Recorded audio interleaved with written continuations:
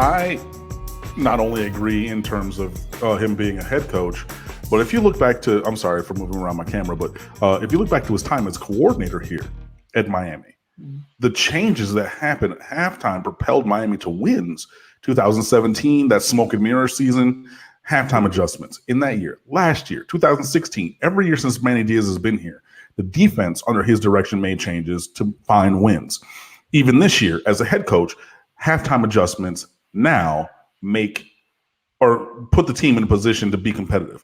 And look, in some of these games, that Georgia Tech game and that Virginia Tech game, the changes needed to be made to make it competitive and not make it a 5, 6, 7 touchdown blowout loss. Okay. So those are the things that are going on there.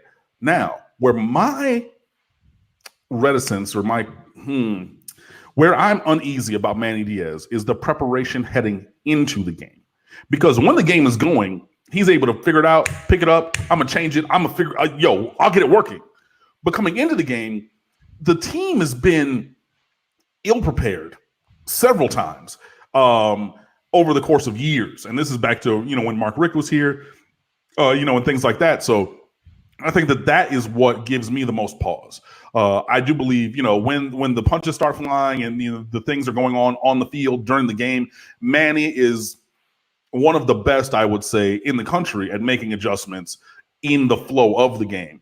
But I question why these massive changes need to be made, because if you were properly prepared coming into the week, then I think that, the performance would be better. Obviously, the team would be more motivated. The way that we're playing on the field, the points that we're putting up in the first half would be different. But then you're all of a sudden playing, catch up at halftime, which he's great at. But I would love it if that performance and mentality we had for the week coming in, and then instead of spotting the other team 3-4 touchdowns, we were the team that was up 3 or 4 touchdowns. Now we're making adjustments to where they're going to go in the second half and really stomping on them. That's what I would like to see. So the lack of preparation and proper performance in the first halves of games, that's what concerns me more than halftime adjustments, because Manny Diaz has proven for years as a defensive coordinator and even in his first year as a head coach, he will switch things up at halftime to make the performance better. Cam, what are your thoughts on Dan Enos? We talked about him a little bit. He's in his first year as Miami's coordinator. Manny Diaz brought him in as offensive coordinator. And every time I'm at the games, you hear the fans are all screaming, wanting his head at times. What are your thoughts on him? Was there too much sold on him coming in, or do you think he just needs to get time to get Miami's offense together? I don't think it was too much being sold. I think it was being sold I don't want to say a false bill of goods, but it wasn't. Manny Diaz was being a politician like his father, who was a 2-time Miami-Dade mayor. And when people were saying, hey, Miami has all this speed, all this talent in the skill positions, so we're going spread, right? And he said, I'm not going to say spread. I'm going to say cutting edge, dynamic offense. Okay, cool. And that's not what we're seeing. And that's where the disconnect comes.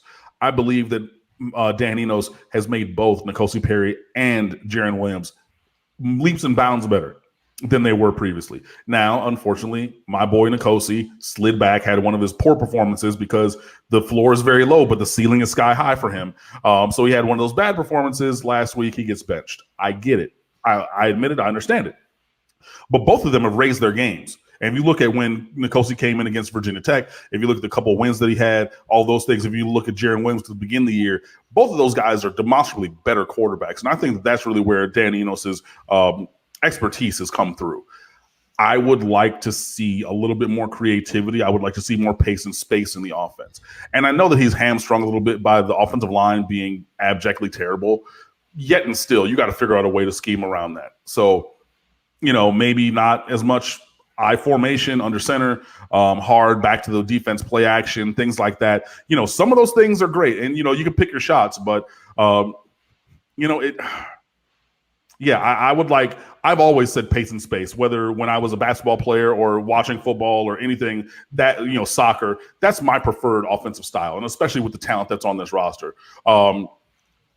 So it is a little infuriating when you're seeing all these guys and all this talent not being used in the way that you think. And if they were used and if they were like doing numbers, I wouldn't care that they weren't being used in my preferred way because, they're putting up numbers. That's not what's being seen. And that's why I think that people are really kind of upset with Dan Enos right now. Jason, whenever you were talking about the chanting in the crowd for Enos to be fired, which stadium were you talking about? Were you talking about Miami's, or were you talking about an away game? At Hard Rock Stadium, both the Yeah, Virginia game, the Georgia Tech game, and even a little bit in the first half of the Virginia game, there was a sentiment of, and I think, and this is once again as a Florida State alum who covers Miami for the local media down here, there's almost that sentiment of, okay, Dan Enos was brought in, you know, hey, here's his coach. He worked with Nick Saban. So it's automatic. And this is where we've talked about this before. Stupid fans. There's stupid FSU fans, stupid Miami fans, stupid Florida fans, stupid Alabama fans. So they see, okay, Dan Enos coached with Nick Saban, so we're going to have the same success that Nick Saban is having at Alabama. It doesn't work like that. And that's not a knock against Miami's players. But right now, Miami does not have the same roster Alabama has. They have athletes. They should be better than 4-4. But the idea of, oh, you're 4-4, you've literally done 8 games, you haven't proven, you're not 8-0, you are a failure. That's BS. And it's the same way with FSU, with people who, I'll admit I'm not a big Kendall Briles fan because of the off-field stuff. I'll give him credit for on-field, and I think he has advanced that offense light years ahead of what it was last year. But I think you still have to give it more than one season, unless you're Walt Bell, who you go to UMass and your one win is against Akron. Now, let me ask Logan and Jason. So you guys asked me about the offense and the quarterback. Where do you stand on James Blackman versus Alex Hornibrook for Florida State? I was a huge James Blackman fan at the start of the season. And I said he should be the starter because he has earned that starting spot. When Florida State struggled, the loss against Virginia, and even after the loss against Clemson, I was still saying, okay, he can't lose the starting job unless I feel that you have to play yourself out of the starting job. And I think that Wake Forest loss played him out of the starting job. And I think that Willie Taggart and Kendall Briles, whoever made the final decision, made the right decision starting Alex Hornibrook against Syracuse. I believe that Alex Hornibrook will start against Miami, and I think that is the right move because I think Alex Hornibrook is slightly better against the blitz when Miami is going to put so much pressure on him, more than he's seen from anyone outside of Clemson so far this season. Manny is the best coach in college football. Okay, put down your beer. Cover down. Calm down. Manny is nowhere even close. Moving on. That was like the 7th beer. What it was. Seriously. He's a nice guy. He's a Florida State alum, but let's calm down on that one.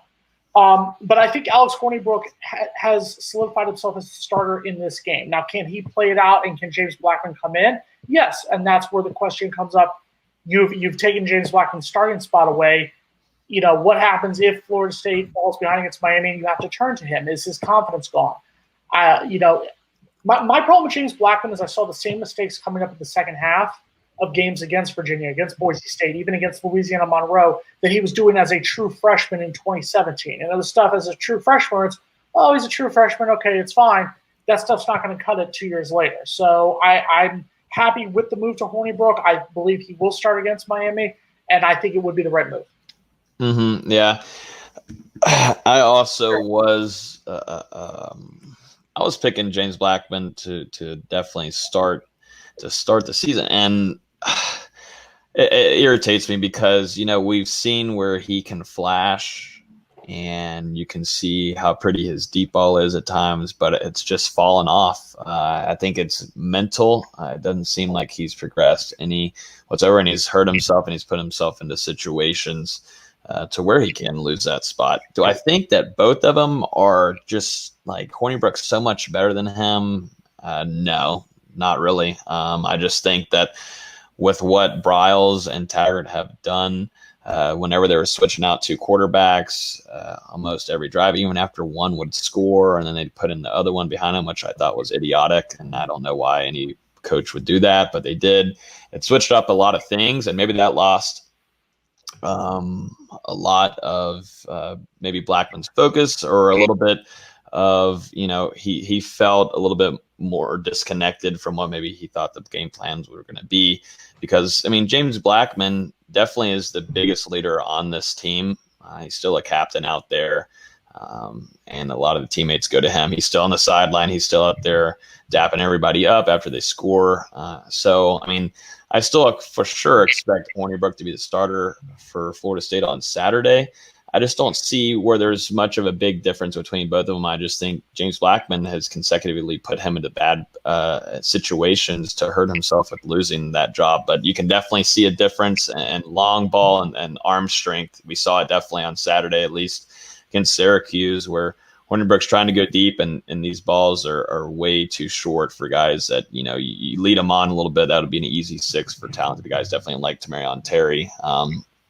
And James Blackman, although, we saw him throwing deep balls, and, it looked like he was going to be a freaking Heisman candidate the first game, where Florida State was scoring nonstop against Boise State. But things have regressed, and you hate to see it for a guy that worked really hard this offseason, told the team, he stood up in the team meeting before the season started saying everybody get off social media. And a lot of people on the team look up to him, they respect him.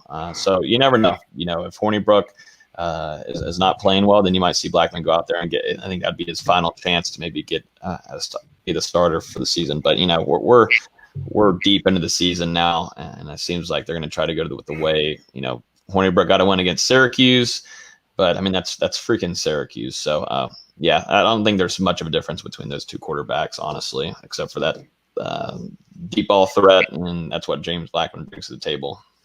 Kim, I'm going to flip it on you for one moment here. Now, you talked about how you're a big supporter of N'Kosi Perry. Obviously, N'Kosi Perry started a little bit. He came in the Virginia Tech game, relieved Jaron Williams. Then he was the starting quarterback from there. And then now Manny Diaz is turning the keys to the offense back over to Jaron Williams. What are your thoughts about that? Because I'll tell you this, I talked to Miami fans at work. They were pretty much split. Half of them like, okay, great, Jaron Williams. Other half wanted N'Kosi Perry because Perry does have that experience of beating Florida State. What are your thoughts on it? And what have you seen? You talk about the ceiling versus the floor. What have you seen from both of those quarterbacks this year, since FSU will probably see both at some point? I don't think that, first of all, Miami's going to play both. I think that the plan is to ride Jaron Williams unless he gets injured.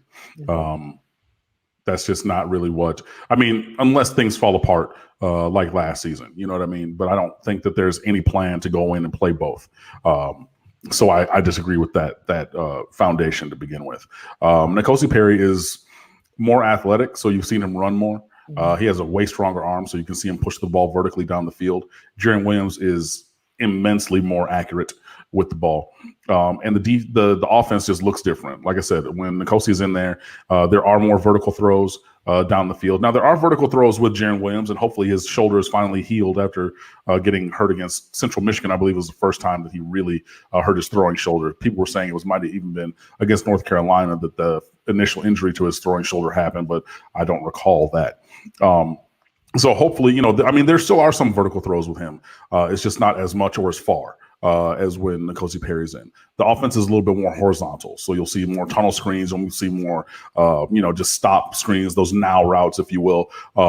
Miami's been relying a lot on the screen pass to the halfbacks, even against Virginia with N'Kosi Perry in there. So those are things that are kind of standard with both, and then just trying to find the footing to run the ball well. Miami is better at the intermediate throws with Jaron Williams, again, because of his accuracy. The dig routes, especially on dagger concepts where the number 2 receiver runs a vertical and the number 1 receiver runs a square in behind him. Jaron Williams is money on those throws between 12 to 18 yards. I mean, they're always on the money. So there are those things. Brevin Jordan could be used a little bit more, but he's the best tight end in the country. I don't really have any room for anybody to dissent to that.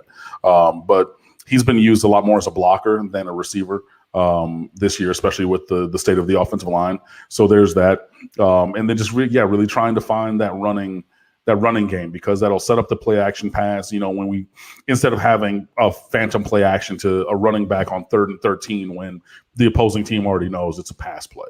So you're really just putting yourself even more behind the 8 ball there. So both quarterbacks do bring different skill sets, just like you guys were talking about with James Blackman and Alex Hornibrook. I believe for right now, and I said it immediately after last week's game at Pittsburgh, Jaron Williams is going to start. And again, just like I said up at the top earlier today, I would have been I was maybe a little bit more delicate with it this year because I am a N'Kosi Perry fan, but his performance was to the level of a Malik Rozier performance from last year or the year before, which I was very, very, very, very down on, very negative about. And if the performance numbers and the way that it looks and the points on the board are the same as that with a quarterback that I openly derided for the better part of a season and a half, I cannot sit here and say that he still deserves to start when there's a guy with comparable talent, although a different skill set on the bench there who had already started some games this year. So I'm perfectly fine with the move to go to Jaren. He does present some different opportunities for the offense and some different things for the defense. But yeah, it's really, N'Kosi Perry, look, when he's hitting like that second half against Florida State last year, I mean, you see how amazing the performance can be. Unfortunately, it's inconsistent. And in this game, I think the consistency is going to be key.